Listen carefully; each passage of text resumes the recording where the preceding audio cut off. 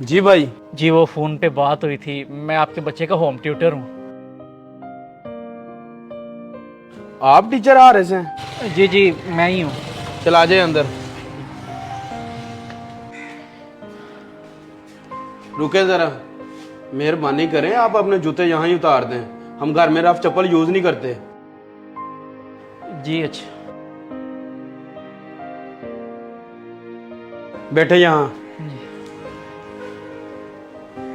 So coming straight to the point, क्या आप मेरे बेटे को पढ़ा पाएंगे? जी सर, मैं एक एक्सपीरियंस टीचर हूँ और मैंने काफ़ी सारे बच्चों को पढ़ाया है।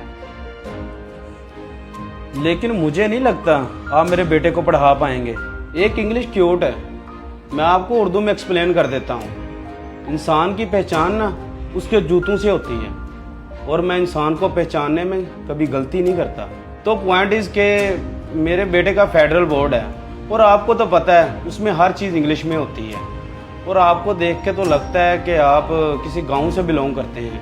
आपकी ड्रेसिंग, आपका रहन सहन, अगर मेरा बेटा आपसे पढ़ेगा तो वो बिल्कुल आप जैसा हो जाएगा।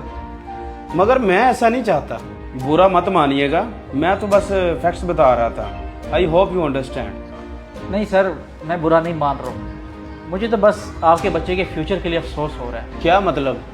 देखें, माँ बाप बच्चे की पहली तरबियत गाह होते हैं, और जिस बच्चे के माँ बाप ऐसी सोच रखते हो उस बच्चे का क्या ही फ्यूचर बनेगा। कहना क्या चाहते हो तुम? देखें सर, आपने मुझसे बहुत कुछ कहा और मैंने बिना कुछ कहे सुना। अब मैं आपसे कुछ बात करूंगा, आप नाराज़ मत होइएगा। शायद आपने अनपढ़ की तारीफ किसी गलत किताब में पढ़ ली। देखिए, तालीम पर सबका हक होता है, और जिसको पढ़ने का शौक़ होता है वो कभी भी ज़माने और हालात से मार नहीं खाता। अभी कुछ देर पहले आप मुझे कहावत समझा रहे थे, अब मैं आपको एक बात समझाता हूँ उर्दू में।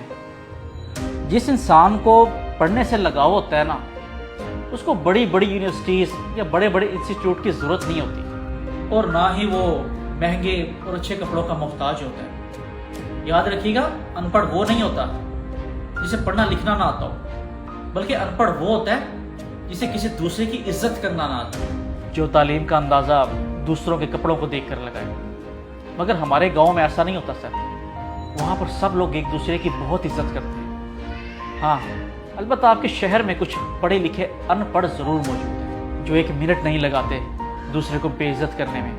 वो ये नहीं सोचते कि सामने वाले की क्या ज़रूरत है, क्या मजबूरी है। बाकी रही मेरी बात, तो मैंने 12th में स्टेट में टॉप किया था, और मैंने फिर एमफिल किया, और उसके बाद अभी हाल ही में मैंने PhD कंप्लीट की, और अभी मुझे पंजाब यूनिवर्सिटी ने as a senior lecturer hire किया है। अभी चूँकि मेरी नई नई जॉब है तो मेरे कुछ फाइनेंशियल प्रॉब्लम्स हैं, बस अपने उन्हीं घरेलू अखराजात को पूरे करने के लिए मुझे ट्यूशन की ज़रूरत है।